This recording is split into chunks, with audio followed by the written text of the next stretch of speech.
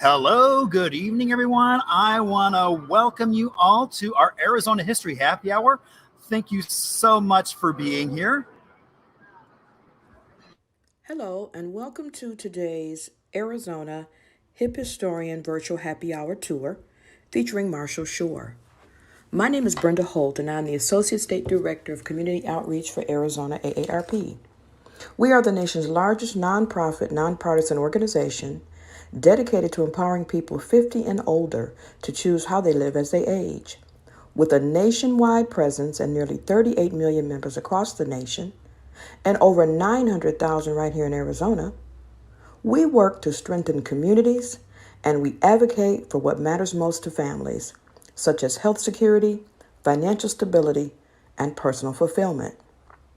During the month of October, we will be focused on managing debt, building savings, and making better Social Security decisions. We will showcase AARP's relevance as a wise friend and a fierce defender. We will provide tips so that you can manage your debt, your savings, to improve your financial health. Please visit us at aarp.org/moneymap for tips, tools, and resources. AARP Money Map is a free solution that helps you create a plan of action for unplanned expenses and debt. You can also use this app to track your goals and learn new ways that budgeting can turn these goals into your reality. Let's get started with this evening's show.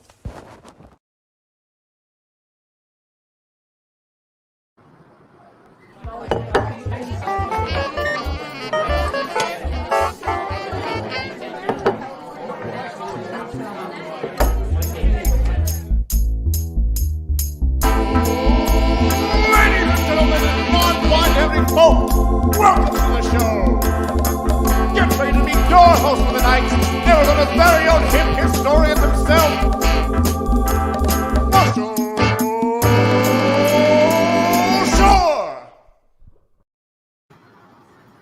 Well, hello, good evening, everyone. Tonight is really special. So you'll notice above me, actually, let's point over here. You'll see a little note that says pre-recorded. We're actually shooting this live from Four Creeks Brewery. So we're going to have some fun tonight because we're going to get a chance to really talk about Four Peaks Brewery and their building, which has some really interesting history going on in it. And I think you're all going to really enjoy this. So, thank you so much. My name is Marshall. I am your host this evening. And I want to welcome you. I know some of you are watching on YouTube, Twitch, Twitter, even Facebook. And we are recording here at Four Peaks. So we're going to have a grand old time on this October 28th. So happy you can join us. Now, it's a special day because back in 1896, when people were just getting off of those bicycles with the really big wheel and the little wheel, the city of Phoenix City Council decided to levy a fine of either $50 or 50 days in jail for anyone caught riding a bicycle over 8 miles an hour on city streets. Can you imagine that? It is also today, we are celebrating back in 1886, France decided that they would build and give us a statue. And so today we commemorate the centennial, that signing of the Statue of Liberty. That really kind of helped make a visual representation of the alliance between France and America since our alliances since the Civil Revolutionary War. So hats off to the lady in the harbor. It's also a great day to celebrate National Chocolate Day. Well, I think any day is a great day to celebrate chocolate.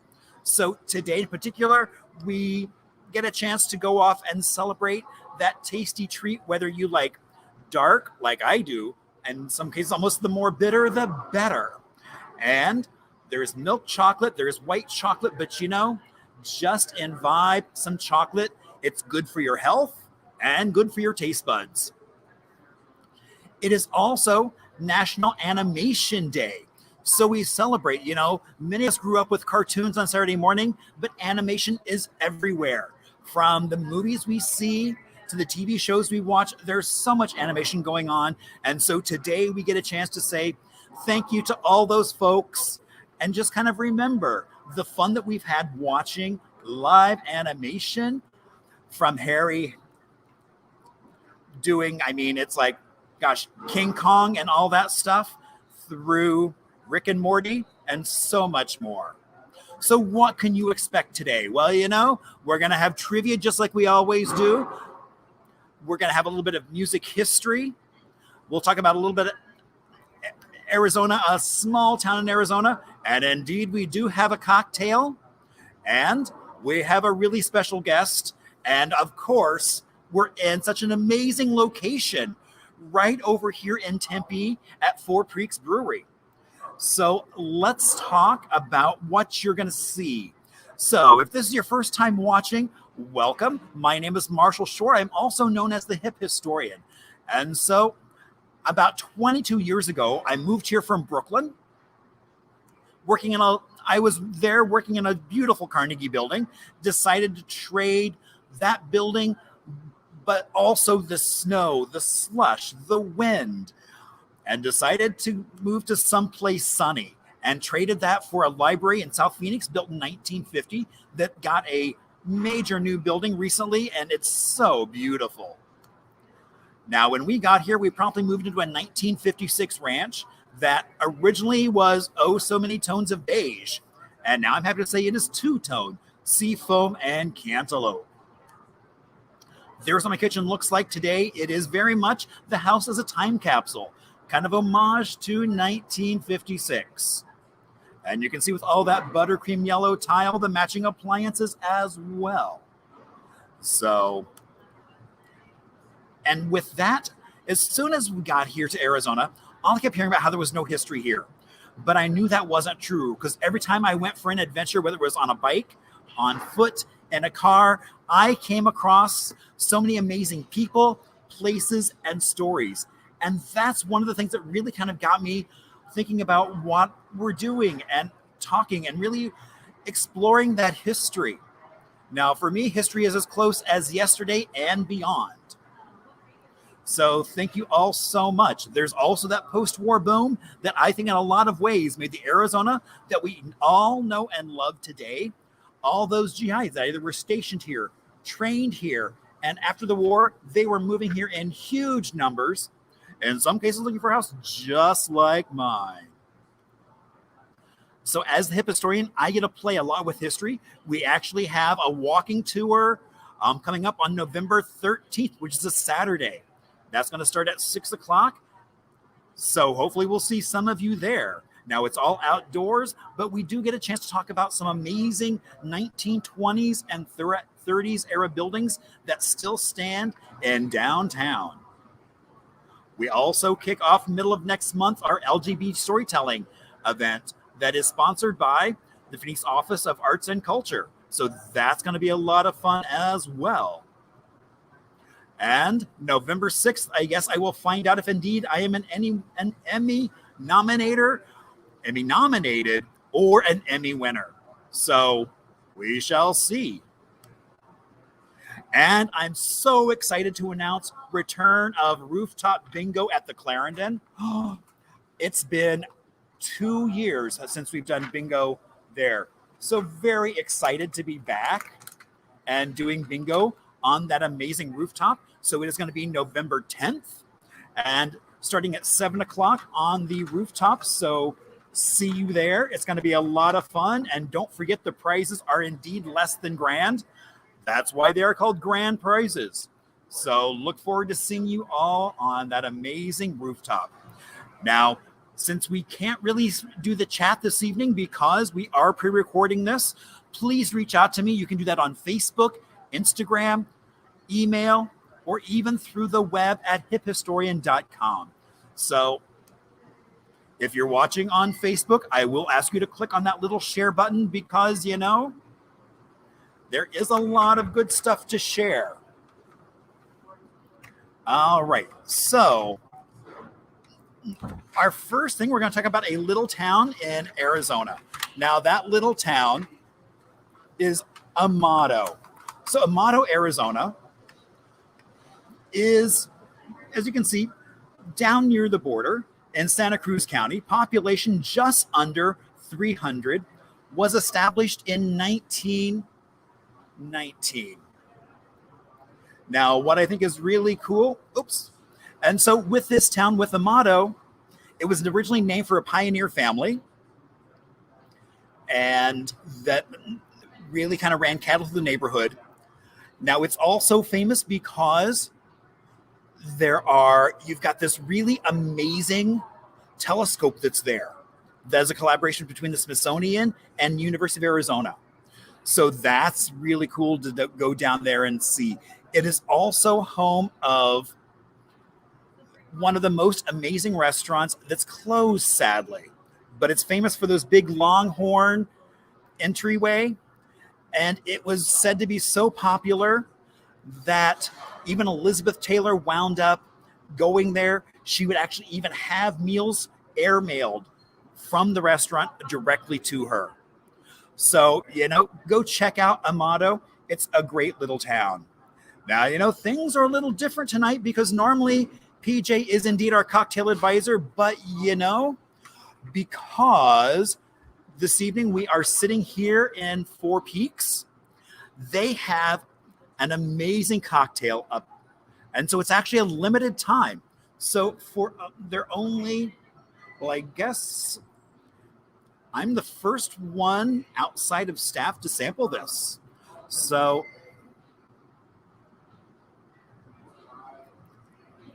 that is really good.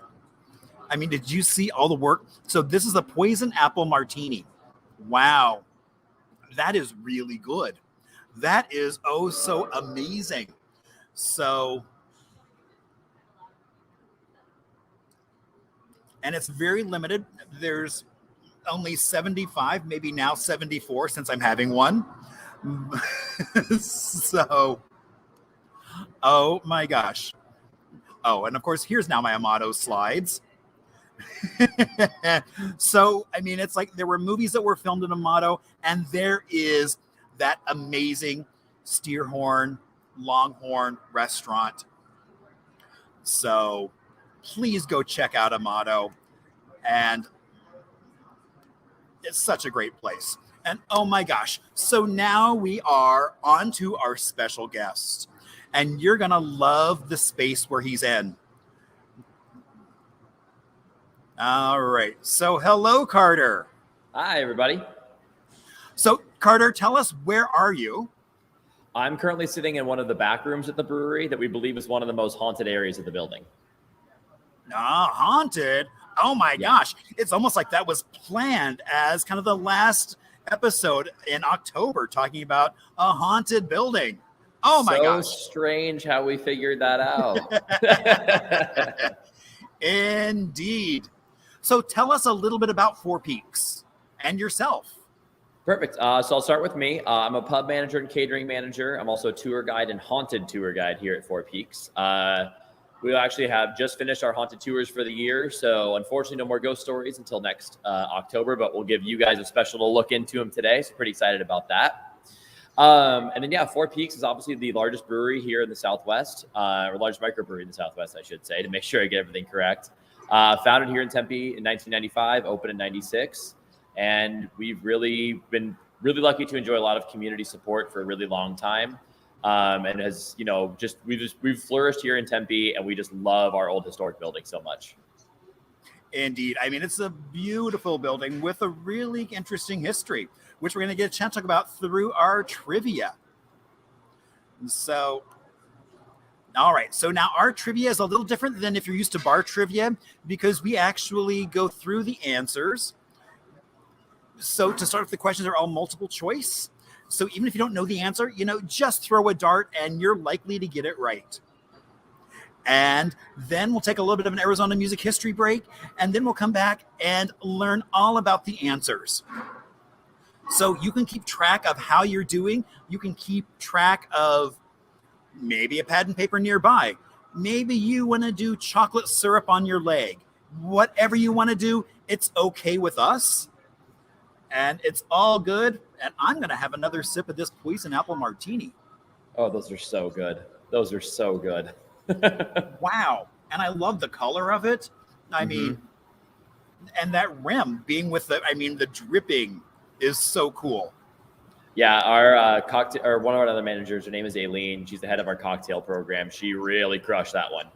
It's delicious. Yeah. All right. Kudos off to Amy for coming up with an amazing poison apple cocktail. I don't have a hat to tip, but we'll go with that. Exactly. I know. I had a hat. See, and you're probably thinking, when I'm talking about haunted stuff, I should indeed be wearing a hat, but you're not wearing your costume tonight. I'm not. Not right now. Not right now. It's been put up for the year. Indeed. All right. So our first question is, in what year was the historic Creamery building primarily constructed along 8th Street here in Tempe? Was it A, 1915, B, 1865, C, 1892, or D, 1906? So what year do you think the building that we're sitting in right now, most of it was constructed in what year? All right, moving on to question 2. The original function of the Creamery building was what? A, an ice-making facility, B, a slaughterhouse, C, a warehouse, D, a morgue. All right, so why do you think the Creamery building was originally built? For what? All right, moving on to question 3. What important, now ironic measure was approved by voters outside of the Creamery building? Out inside the Creamery building. Was it A, Tempe Going Dry, B, Tempe voting against historic preservation? Oh no, I hope it's not that. C, Tempe banning restaurants, or D, Tempe voting to halt brick construction? Ooh. So, what important, now not really, thing was approved right inside this building? All right. Question 4. When did the Creamery close for good, shutting its doors? For us to be able to sit here now in the middle of a brewery. But did that closure happen back in A, 1941, B, 1945, C, 1953, or D, 1955? So what year do you think the Creamery closed for good? All right. Moving on. Which local band leader operated a music studio right next door to Four Peaks Brewing Company? Was it A, the Black Moods, B, the Refreshments, now you might know them as Roger Klein and the Peacemakers, or C, the Meat Puppets, or D, the Gin Blossoms?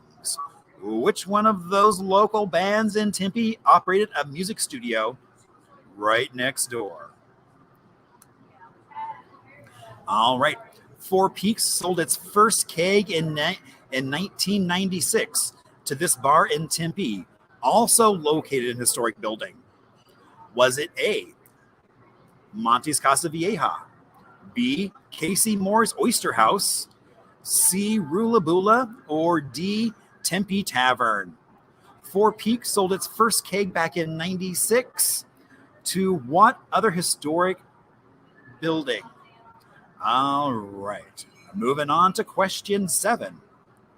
Oh, now we're getting a little more spooky. Question 7. How many deaths are known to have occurred at or adjacent to the old Creamery building? Was it A, 1, B, 2, C, 3, or D, 4?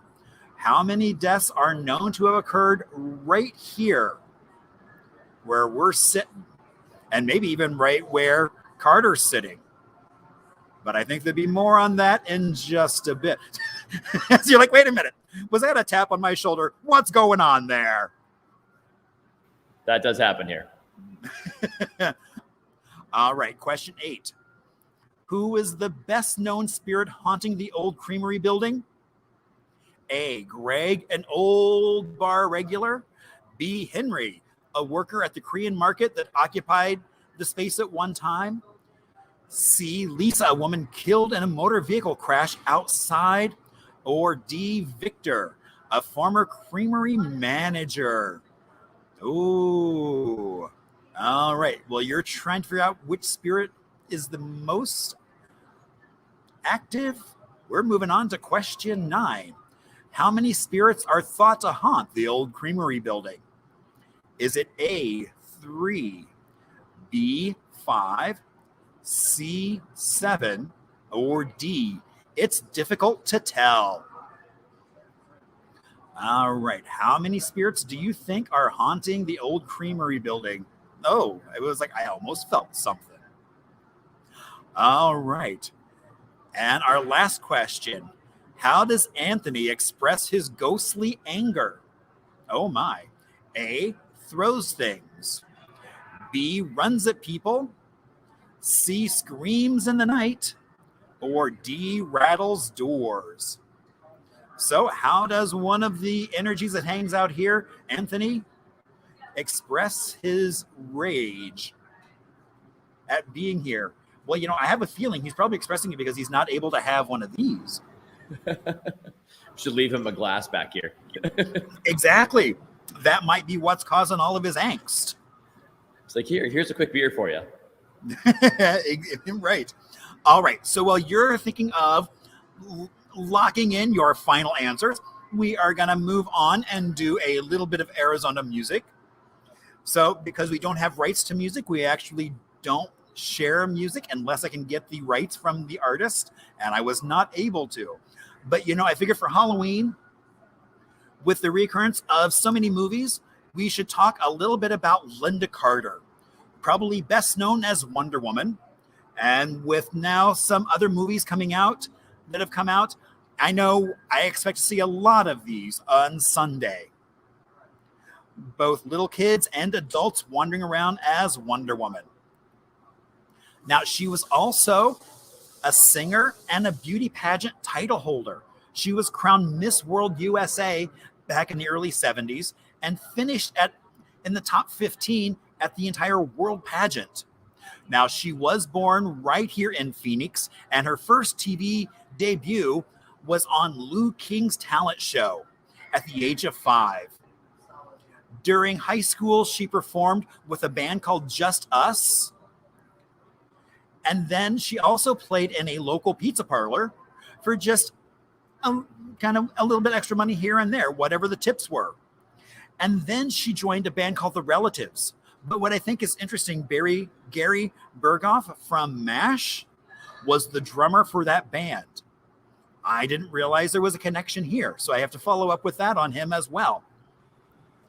Now, the group did open at the Sahara Hotel and Casino Lounge in Vegas, where they performed for 3 months. Now, she was underage, so they did have to sneak in through the kitchen.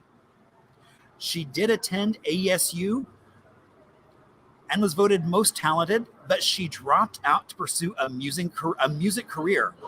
She auditioned and wound up touring with Garfin Gathering and the band leader Howard Garfin. Their first performance was actually in a San Francisco hotel that was so new at that point, it didn't even have a sidewalk way to enter. She's also been in a slew of movies, TV shows. She's even been on The Muppets. She had also her own kind of variety special, and in fact, there were 3 of them. She was at one point voted most beautiful woman in the world, signed up with Maybelline Cosmetics in the late 70s, and filmed a Don Rickles commercial, actually a Diet 7-Up commercial with Don Rickles. And tonight, that's going to be how we end the program, is showing that commercial with her and Don Rickles pitching Diet 7-Up. All right, so now we're ready for some answers.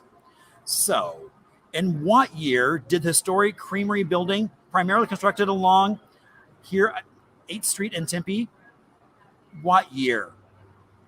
C, 1892. That was a long time ago. Yeah, And it certainly was.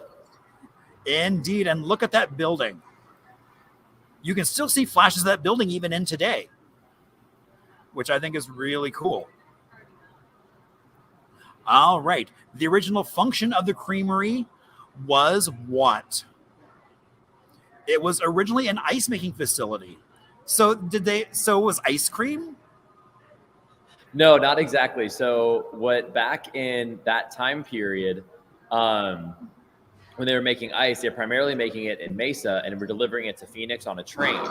As you can imagine, there's only so much insulation you can do on a train. So they would deliver it and there'd be a lot of it would be melted. So a man named F.A. Huff, who was the original funder for this building, actually decided to open up an ice making facility here inside. And quickly realized, though, that there was also a lot of money in the dairy business. And then a creamery came shortly after. And now the entire thing is known as the old Creamery building. Actually, one of the rooms that I'm sitting in right now used to be cold storage for the creamery. So these walls are all built very, very, very thick. They're filled with not only concrete, but also cork. So they're incredibly well insulated as well. Oh, nice. Mm-hmm. Yeah, really, really cool. Yeah, no, and I love those buildings that are lined with cork. I mean, because they just have such a unique character, even a faint smell of even that cork you can smell like a century later, which is you like really smell the history. I always love that when you walk into a building, you're like, yes. Indeed. Love that as well. All right. What important, now ironic measure was approved by voters inside the Creamery building? And it was A, Tempe Going Dry. Now, we always think this is one of our favorite stories to share here at Four Peaks because obviously we sell a ton of alcohol out of this building. And we've done a lot of research into it, and we do know that this was a polling place for a very long time. The Creamery was a very important community center for a very long time because you had to come here every few days, kind of get all your needs, because this was before refrigeration. So you need all your milk, cheese, things like that. You have to come here. So yeah, they would actually come here to vote on the matters of the day. And the room that I can actually see just right out over here, we do believe that the original, I believe it was 243 people it took to vote in Tempe's initial prohibition law. We're standing right over there. Measure was approved again in 1911. So the city actually voted twice to ban the sale of alcohol. And then the city of Tempe was, technically dry up until 1933. You could buy something called weak beer, which I believe was only like 2% alcohol, something along those lines. Okay. And to buy like the hard stuff, you had to go way out of town, which I think was like a mile and a half from where we're sitting right now. Right, but back in the day when it was dirt roads and that could be quite a trek. Yeah, wagons and horses, or heck, walking. It's a little bit further out there. So it's just wild to think how fast the city grew. Indeed, and now you're selling alcohol out of the building that basically said no selling of alcohol. Our favorite joke is we're cooler than those old guys. Indeed. All right. When did the Creamery close for good? And that was C, 1953. Yep, the Creamery did close down in 53. We've never really found a concrete answer as to why the Creamery shut down. On our ghost tours, we always told people like, ooh, it was spooky. No one really knows why, but just because we haven't quite figured it out yet. My personal thought is obviously like in the early 50s, refrigeration was becoming more widespread, way more affordable for a lot of people. So I think the dairy operations could change. They could, basically centralize everything and then ship out to other refrigerators. We could go out as consumers, buy stuff, take it home, throw it in our refrigerator. So it was a little bit probably a saving money thing, but I'm not honestly 100% sure. If anybody knows, let me know. Be great. No, I don't know if it had anything to do with like the end of the war or something. Who knows? Could be too, yeah. So many possibilities. Definitely. So if anybody has an idea of why the Creamery would have closed in the early 50s, let us know. Because I love hearing. Right. Exactly. And then you better share the answer with me, because then I will share that with everybody else as well, or even plan. some of the possible reasons. And so, all right. So which local band leader operated a music studio right next door to the Four Peaks Brewing Company? And it was the Gin Blossoms. Yeah, it's pretty interesting, actually. So we now fondly refer to it as our studio bar. So the next time you guys all come to Four Peaks, it's actually the first bar you walk into. It has like our merch room, a little bar in there, things along those lines. It was a later addition to the building. It was actually an office added to the Creamery. The safe in there is still original, which is pretty neat. And because of the wonderful construction of the building, it actually turns out is pretty soundproof. So the lead of the Gin Blossoms, Robin Wilson, had that space. I believe it was from the early 90s all the way up until about 10, maybe under about 15-ish years or so. And then when he moved out, we took the space over. We do have some cool Gin Blossoms memorabilia in there. We have some photos of him like climbing, I believe it's either Mount Kilimanjaro or Mount Everest. I'd have to go back and check, with holding a kilt lifter can. Wow. They have a joke that one of the albums they signed, like, millions of kilt lifters consumed making this. And we actually do see some of the guys in here every once in a while. It's pretty fun when they come in and, we'll have Hey Jealousy on, and they're just like, can you just turn it off, please? Because, I hear you can do that from your phone. Oh, all the technology. It's pretty handy. As soon as I figure out how it works, I'll let you know.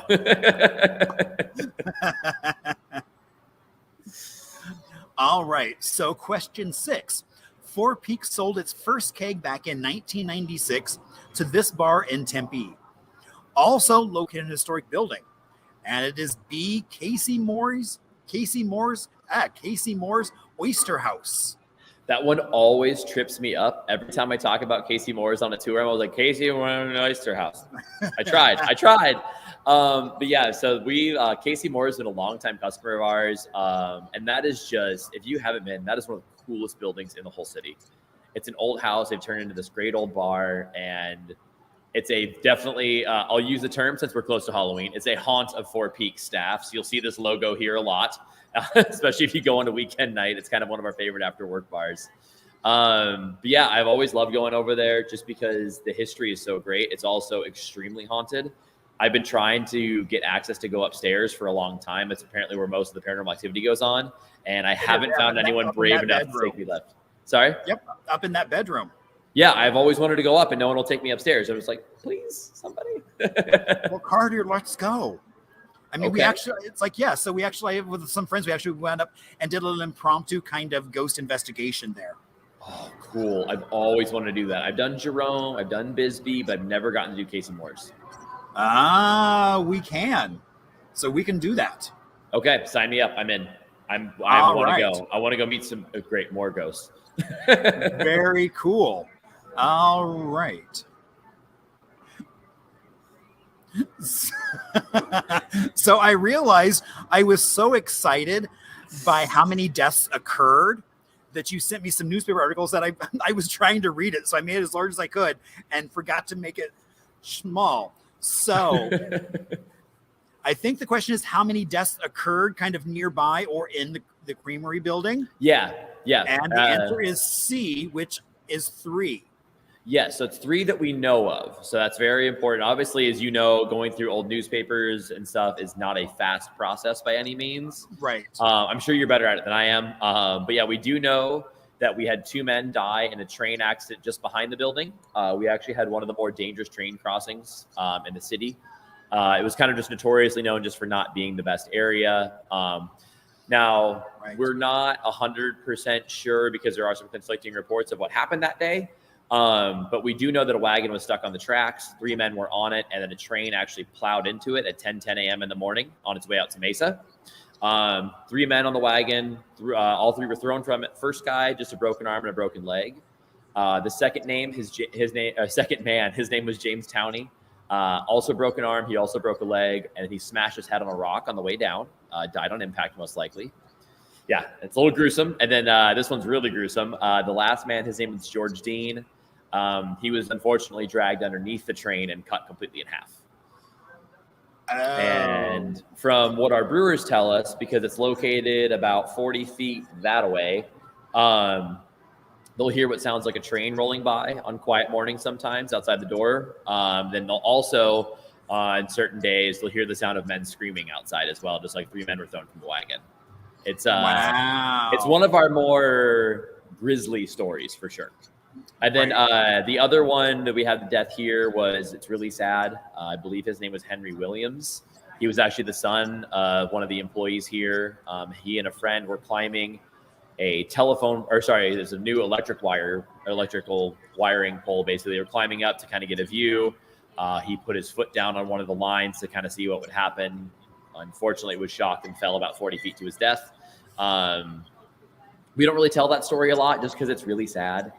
And we also have no indications he's haunting the building in any way. So we just kind of try to remember him as nice as we can. And it was unfortunate. But I mean, again, that's the stuff that we have guaranteed proof that happened here. But I mean, given the indigenous history of the region, the accuracy of reporting at the times, and the fact that when this was kind of a more, I don't want to say rough and tumble area of Tempe, but it was, there's some scrap yards, and when we moved in, the building was abandoned. We had, found some paraphernalia and stuff like that. There are bullet holes in some of the old windows. So clearly there were other disputes here that might not have been documented. So we're not 100% sure, but we know at least 3 people have passed away at or in or very, very close to the building. Right. And that's always one of the issues, is because it's like sometimes it wasn't reported, or the body was removed and taken somewhere else. And then it said, oh, they died there, when it was really someplace else. Yeah. So who knows? Indeed. Who knows?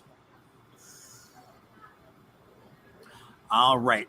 So who is the best known spirit haunting the old creamery?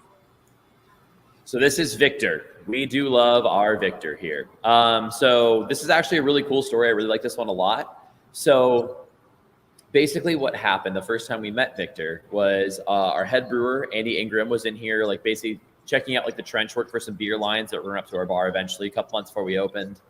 It's about 11:30 at night. He stands up out of the trench and realizes there's an old man standing right next to him, which would have been very, very alarming. But when we were undergoing a remodel, we had people stopping in this building all the time asking what we were kind of planning on doing with the building, because either they had worked there, a relative had worked there, they'd grown up down the street, something along those lines. So they had a quick conversation, and the old man actually told Andy that he almost died where our cooler was currently being installed. We were like, whoa, that's crazy. And so what he told us is that there used to be a large vat sat in the middle of the floor.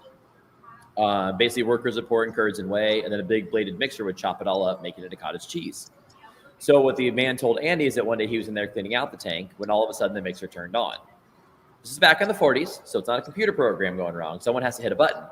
He said, I dove to the bottom of the tank. I lay there for hours screaming for someone to turn the mixer off as the blades whipped just inches from my nose. Andy's like, that's one heck of a story. Turns, look at the cooler, turns it back to the old man, and he's gone. So he thought he maybe snuck away, went out to check out part of the building. Andy walked around, only person in the building, clear as day. And then a few days later, we had another founder flipping through a newspaper. We have it somewhere in the building. I've been trying to find it, but it got moved. And as I'd like to term it, the COVID shuffle. We kind of moved everything around when people weren't in the building to keep some people busy. Yeah, Andy recognized a photo in the newspaper and was like, that's the gentleman I talked to the other day. And they're like, well, what gentleman are you talking about? They said, oh, well, filled them in on the whole story. Then we went back, did a little bit more research. We figured out his name was Victor Vogel. Was a pretty prominent family in Tempe here. They owned, I believe it was a hatchery around the corner. And he was a creamery manager here at the creamery.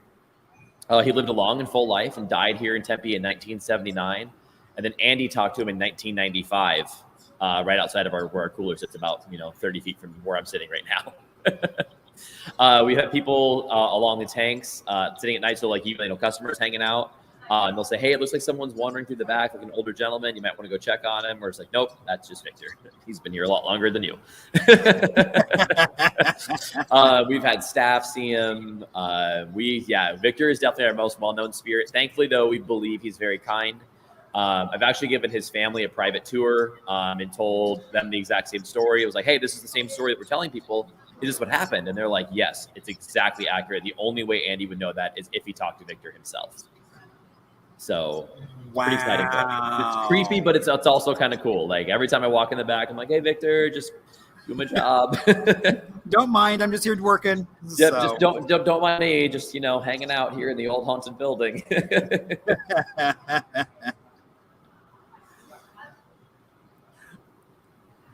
All right. How many spirits are thought to habit the old Creamery building? And it's D. Who knows? Yeah, and I felt kind of weird putting this one in here, but it is really hard for us to tell. So we do have Victor. We also have Anthony. We asked a question about as well. We'll talk about him in a second. We know we have a little girl. We do see shadow people. We hear knocking on the walls. We have a new one who we've heard a lot more recently. We started to call him the cowboy. I don't know why. But over on the other side of the building, where the kitchen staff is, a lot of times tonight, they'll hear someone stomping around outside, kind of just trying to clean off their shoes. And they'll walk out and there's nobody standing right where they should have been standing and stomping off their shoes. We've also it's really hard to accurately say exactly how many spirits are active. We've had mediums come in. A few have said there's as many as 7. Some have said there's as many as 10. Some have said there's only 3. So I think it kind of also depends on the day, kind of what they're picking up and how sensitive they are, or the activity that might be going on. We do know, though, that when people who come in are sensitive to spirits, especially when we talk about them, that it does stir up a lot of activity here in the back. Right. A lot of activity here in the back. You feel a lot of stuff, cold chills, rocks getting thrown at you. That's happened to me before. Had my shirt pulled on, shoulder tapped on. My back was had fingers running down my back a couple times. Oh, yeah. It's always fun being in the back, like I am right now, alone.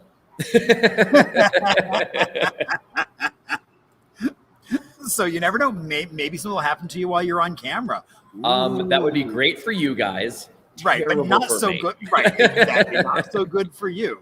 But I would say we're probably doing so much that they really don't want to be near us. So hopefully it's kind of what I'm thinking. It's daytime. They're just kind of doing their thing for right now. Right, exactly. They're chilling. They're taking naps. Whatever they do. So yeah. I like that. It's like, oh, wait. Yes. We sure? We all good in here?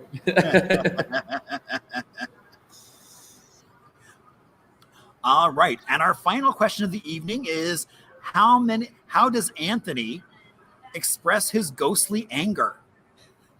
That picture is great. I know I'm sure it's out of time period, but it was the best photo I could find of just somebody running. Oh, no, I love it. It's a perfect shot. So yeah, I'm actually sitting in, you can actually see it. I believe the room I was practicing this motion earlier, right behind me over there. There it is, that one right there. So that's an old mechanics closet, basically. And then off to the left is a very small, little closet, like a secondary closet kind of idea. And that's where we think Anthony lives. So from what mediums have told us is Anthony doesn't like people in his space. And what he does is to clear you out, he will literally run at you from the side and stand with his face right here. So you kind of move out of where he doesn't want you to be at that point in time. We think his name is Anthony. We've done a lot of paranormal research in this room specifically. It's a little more quiet, so we can do it in the daytime sometimes, which is great. And the most common name we've caught on different video recording devices is Anthony. It's spoken by disembodied voices. We actually have a whole video. We did it a couple of years ago. Anyone wants to go to our Facebook and check it out. It's easier to find on there. We did a whole paranormal investigation back here, and we actually have 2 different voices. You can hear one say, "Hey, Anthony," and then her voice responds, says, "How about it?" And so, yeah, wow. He's a little aggressive sometimes. The first time he actually did it to me was actually the first time we did a paranormal investigation in here. I was turning off some lights, actually right by where you're sitting right now. So, I like how you decide to now tell me this. Well, I'm hanging out by his main house over here. You're by his adventure areas, and so I was turning out lights. It was about 2:33 in the morning, and our brewers do show up between 3 and 3:30. And so I was turning off lights, and I, clear as day, saw someone running at me from the side. And I kind of jumped. I thought it was a brewer pranking me. And I was like, oh, man. And I turned to look, and there was nobody standing right there. So needless to say, the light stayed on in the building that night, and I just ran. It's like, I don't know what just happened. Didn't clock out. Didn't do anything. I made for the parking lot about as quick as my 2 little feet carried me here. So understandable. Yes, very much so. All right. So I know we have the poison apple martini, which is quite delicious, available. So are there any other things going on, kind of any special events coming up? So we just had our pumpkin carving party yesterday, which is super great. If you guys have a chance, I'm sure we'll post photos of it online, videos probably as well. The people who do this work extremely hard on their pumpkins. It's not just like they come and carve a quick little Halloween style jack-o'-lantern. They're shaving them, and there's fog machines and lights and music to some of them. Gosh. It's really, really, really cool. Aside from that, we're pretty much wrapping up all of our creepy going-ons. Feel free to come in Sunday. All the staff will be in costume. I'm personally dressing up as Roy Kent from Ted Lasso. So hopefully it turns out okay. My costume hasn't arrived yet. So if the mail wants to come today, that would be great. And then aside from that, we're going to start gearing up for the holidays pretty soon. We do have a really cool beer dinner coming up on November 10th. It's very exciting. Tickets are available online. It's actually going to be held out on the Fort McDowell kind of area in support of national parks. There's like 4 courses. You'll get beer. There's like brisket and peach cobbler, kind of like very Arizona-y dinner under the stars with music and stuff like that. It's going to be really cool. But Halloween stuff, we pretty much wrapped our ghost tours. So we're going to kind of let the spirits have their space back for a little while. Which I'm sure they're happy about. So how long is the pumpkin porter available? Pumpkin porter is normally available until about Thanksgiving. Okay, good. Because I was shocked. It's like, I had never had it before. And then PJ was like, here, that was a couple weeks ago. That was our beverage.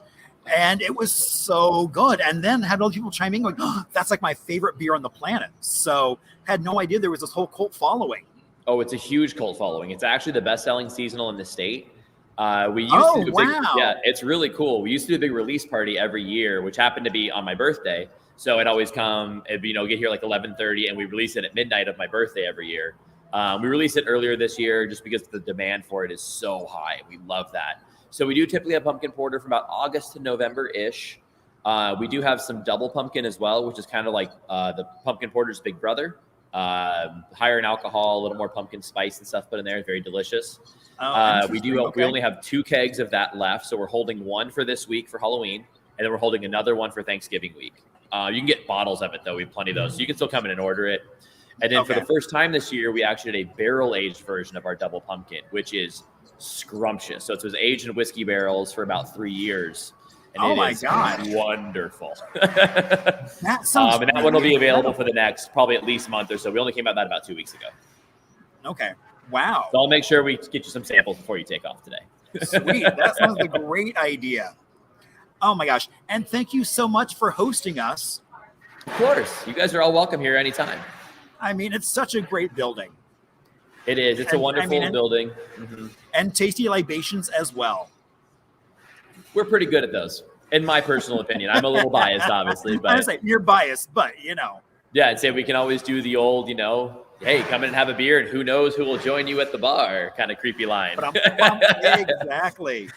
All right, Carter. Thank you so much for joining us. Have a great rest of your night. Thank you. You do the same. Thanks, everybody. Appreciate it. All right. Well, normally what we would do now is how did you do? So now I know you're all self-grading. So, just keep doing that. If you want to drop me a note and let me know what you thought of this episode, because, I really do miss the chat because we would have had so much fun tonight with you all chatting. But I am so happy that you're able to join us as we do this kind of we're doing it live, but recording. And so we're having all kinds of fun right here. So again, if you are watching on Facebook, now you'll see why you should be sharing, especially at the tail end of October, because we touch on all kinds of October-related themes. Not just ghosts, but also Halloween and Thanksgiving beverages. So much fun.